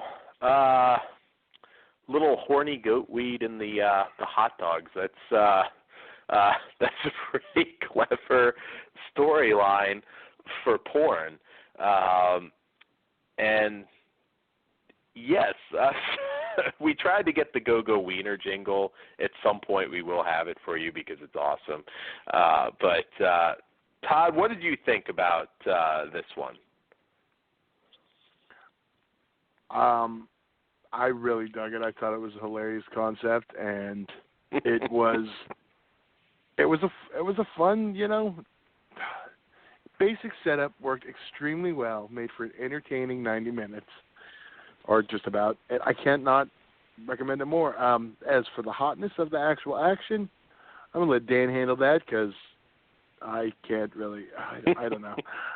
I don't have a good gauge with the vintage stuff because I tend to watch this kind of stuff more for the plot and storyline because, they were still films back then. Yeah, the plot, I mean, essentially you have this outbreak and then you have this occasional bursts of comedy through WFUK radio, We Fuck Radio, which, again, we're going to get some sound bites from this one because it's hilarious. But I think it's 6 or 7 sexual vignettes in this one. That it's pretty common with some of these where how does it work just as a porno? It's passable. I mean, I don't think anybody's going to say, God damn, Night of the Spanish Fly is the hottest porn film I've ever seen. I don't think anybody's going to say that. But the storyline is particularly funny. And it opens with a housewife kind of eating a wiener. Not that one, although she does. Spoiler alert. She starts fucking a grocery boy, which I guess was a thing in the 70s. It's kind of amusing. The guy's like hung like a Chinese toddler. They didn't necessarily care about that in the 70s, I guess. But one thing I like in a lot of these vignettes, it's like nobody resists. Like even the professor and student one, which is about as simple a setup as you've got the gist of it right there. It was just like he's chewing her out for her grades, and she starts like reaching for his dick, and it's like immediate. There's no like, oh, how dare it's like he just like he pulls down the blinds and he's pretty much ready for his BJ. So yeah, I mean, I will definitely say the overall storyline is the best thing about this. It's a bit more on the average scale in terms of just the porn content, which I had a thought, Todd. We need to bring Kyle on and have him do play-by-play through a porno, and we can have our listeners vote on what it is. Just see how long he can go just calling play-by-play on a porno.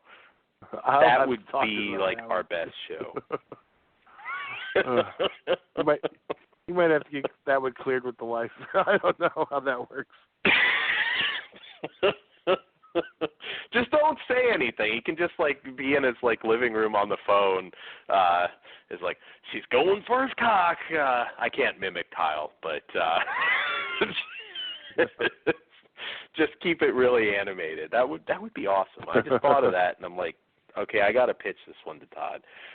Anyways, I don't know whether we can do this. Maybe I'll have to ask Vinegar Syndrome's permission, but I want to trademark Go-Go Wieners. We can have like Todd. If it were you, Todd, we can have the Todd's Go-Go Roofie Wieners. It doesn't get them excited, but it makes them compliant. I like that. There you go. Now you're thinking. It's a sure thing. But anyways, yeah, I mean, you get some of the typical porn setups. I mean, you've got a female plumber, which is kind of interesting, and she starts sucking off this. You literally think this guy is Sonny Bono, and he's wearing like pink underpants. He might have been Sonny Bono. I don't know. This scene was kind of funny to me because they're having sex to like the most inappropriate, worst country music I've ever seen. It's just one of those weird, random porn scenes where you've got fucking Sonny Bono in these pink underpants getting a Hummer to stock country music. And yes, it's funny. I mean, you got to see the hot dog Spanish Fly porno movie. You just got to. Todd, we got to, I'm telling you, when we get this website up, we need to find like a male supplement sort of thing, and we'll make it like hot dog flavor. Wow. Because at Flesh Wound Radio, we always want the best for your wiener. There you go, Todd. We can do the commercial. It's gold. We can have Kyle. He can be like the voice. He can be the voice of like our commercials. Just it'll be awesome. It'll be so much funnier too if he does it. But so yeah, I mean, so this was a win for you because I liked it. I loved this. I just loved the story. I did too. Yeah, I did. Very much did. Oh no, yes, I definitely. I think it was. It for me because it made the package for me. We'll just go with that. This set. There you go. That's what she said. But yes, no, it's a fun porno. It really is. I mean, it's just the storyline and especially the narration too, because like the narration was just like very so to the point that it was just it kept getting chuckles out of me. You know, Sandy sucked like a vacuum pump, and then there was one. And I think they actually said it this way. He shooted hot liquid gobs of juice, and she loved it. It was just, that's what gave me the idea. I'm like, Kyle would be so much better calling the action. He really would. He really would. And I'm telling you, this could be the start of something, Todd. You need to pitch it. But anyways, so Night of the Spanish Fly. I mean, it's not an elite porno by any means, and I don't want to steer anybody wrong, but the storyline's so creative. You know, this is a double feature, obviously, but I still give it 3.5. I thought it was just a funny storyline, and of course, you get one more movie here that we're going to talk about. What say you, Todd? Oh, sorry. Producing. I think it's a solid. I think it's a solid 3. Well, I had fun with it. Okay. It's far from the top notch, but I would say it's worth checking out, definitely. Yeah, my rating might be a little high, but what can I say? It's like a porn hot dog movie. I kind of, it worked for me.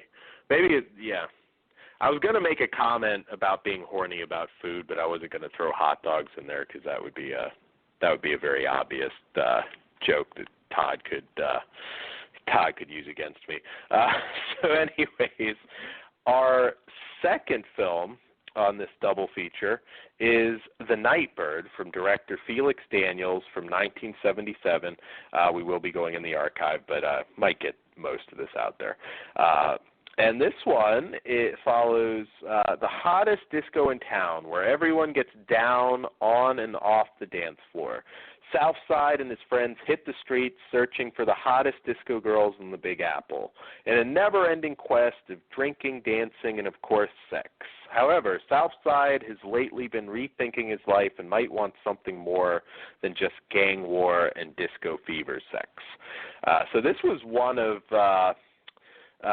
Saturday Night Fever, which I could be wrong on this, but I think came out the same year or the following year.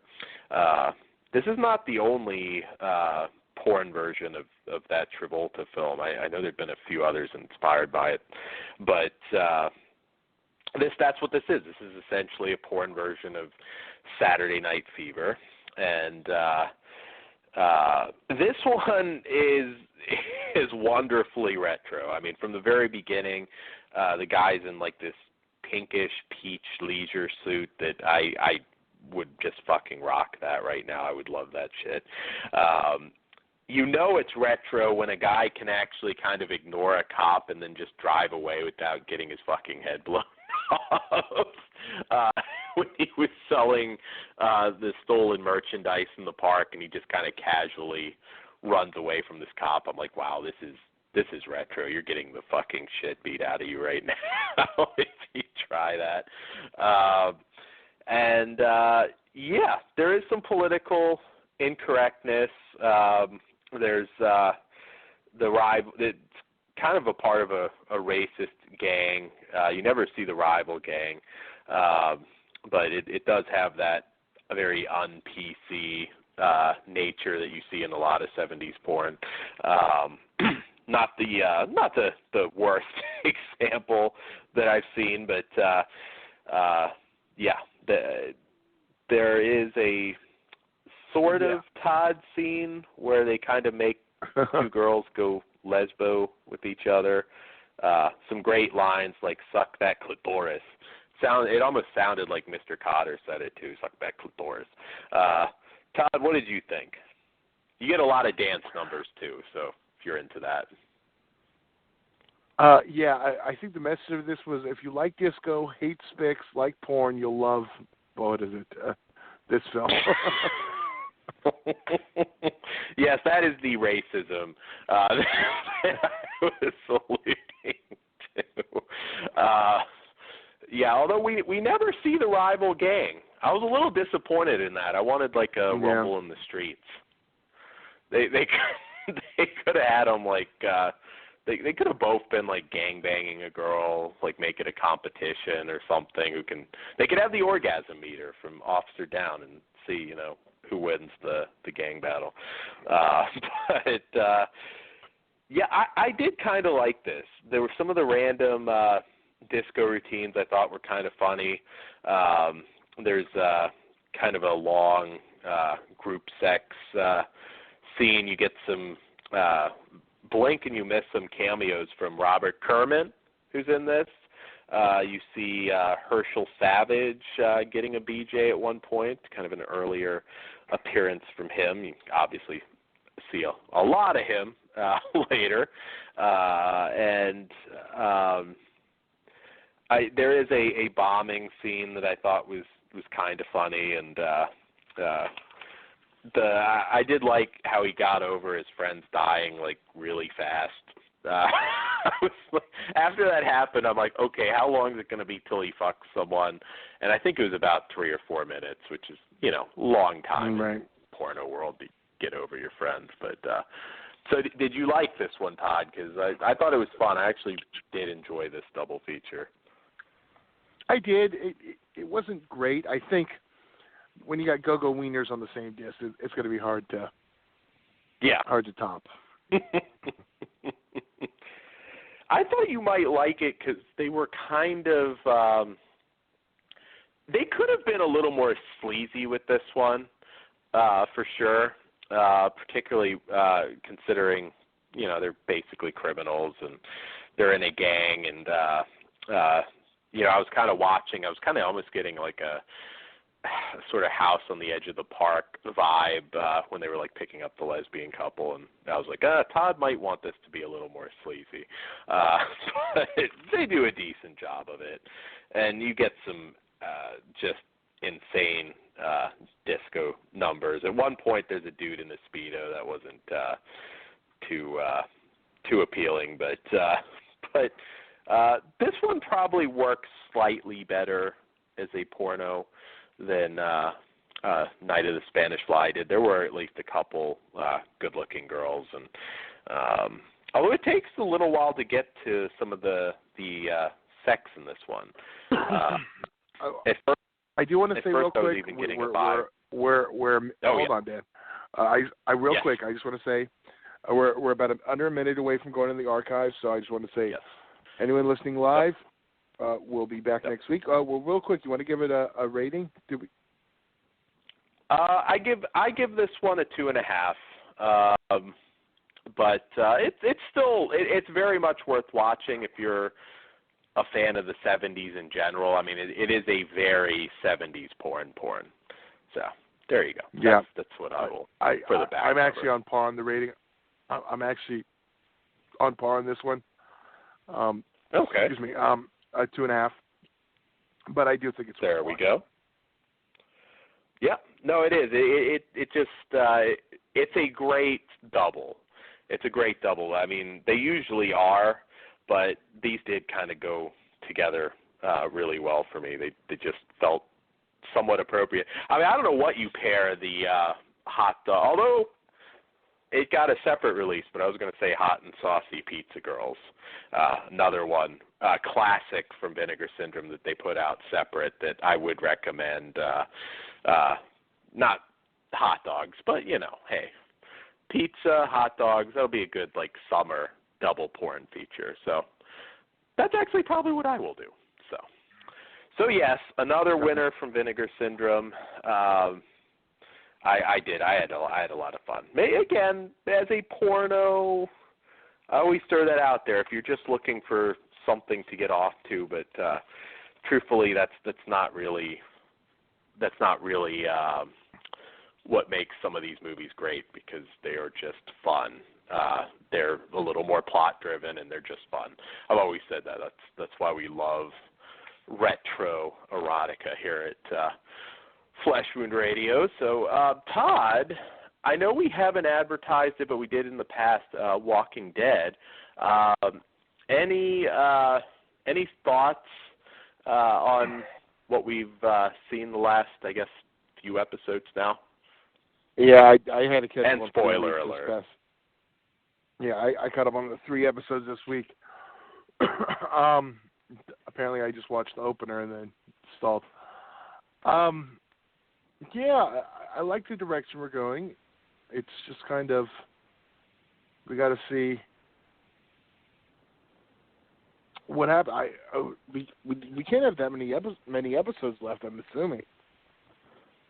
No, I don't think it's too many. Maybe a few more. But my biggest beef is why fucking Negan can hog all the bitches. I'm sorry. I wanted to see Eugene get a Hummer.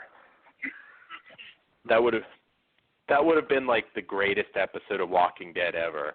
At the end, it could even be like emotional, like, you know, Negan, I don't do this very often, haircut, but she's gonna give you a Hummer. That would be the best. I would have just been like, I'm Negan. Like if I get brothel privileges, I'm Negan. You don't need to torture me or kill my friends. I'm Negan. At that point, I would be like the quickest I'm Negan ever, I think. It's right. Like, but he doesn't share them.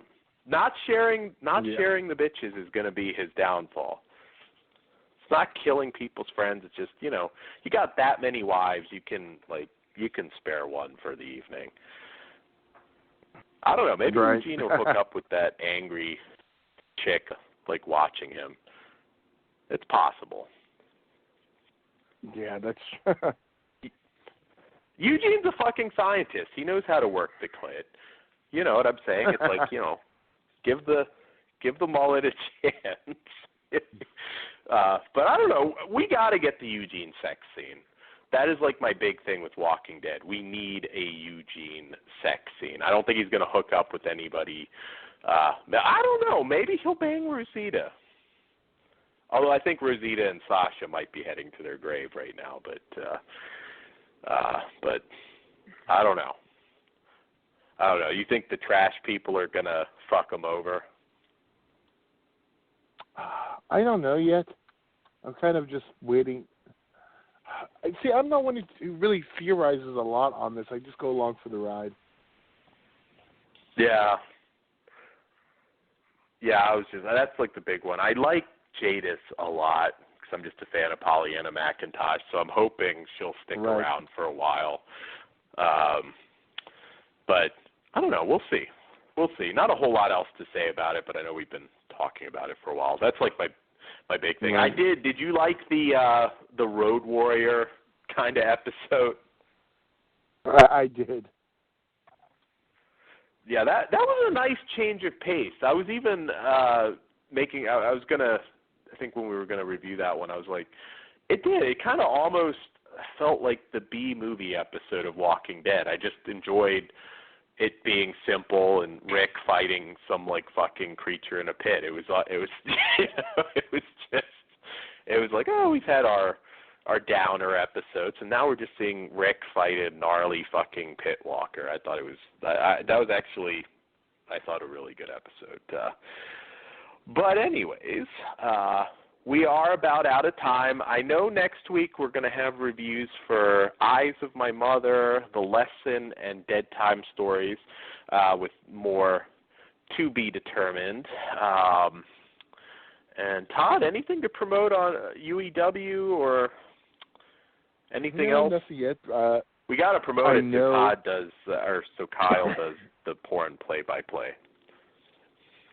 You're right. I know. I think available tomorrow will be the latest show will be available on VOD on Vimeo, and the next show is until the end of the month. So be sure to check that out. And ITV. Underground ITV will be returning, I believe, at the end of the month also. There you go. And, we will have some more shoots coming your way. I know we'll have some of them are going to get pretty edgy now. I know we're going to, some of the more raunchy ones that may or may not have come from my mind will be coming soon. I don't know if you'll get Last House on the Left soon, Todd, but someday you will get, I'm making it my mission, you're going to get Sexy Leatherface, and you're going to get probably the female Krug. Follow the Flesh Wound Girls page, which is separate from Flesh Wound Radio, so I try and post some of them, but I'm not posting them all. So if you haven't liked the Flesh Wound Girls page, you should do that because that's where you can see everything for now. And you'll see it on the website too. So that's all I got, guys. We will see you next week. All right, we will be back next week. Good night, guys. Night, guys.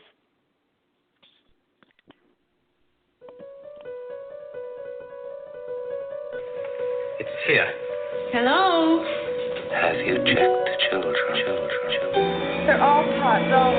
Whatever you do, don't fall asleep. I'm afraid. Don't be afraid. No. Be afraid. Be very afraid. Here's Gingy. Pain has a face. Allow me to show it to you. Gentlemen, I am pain. I met this 6-year-old child with this blank, pale, emotionless face.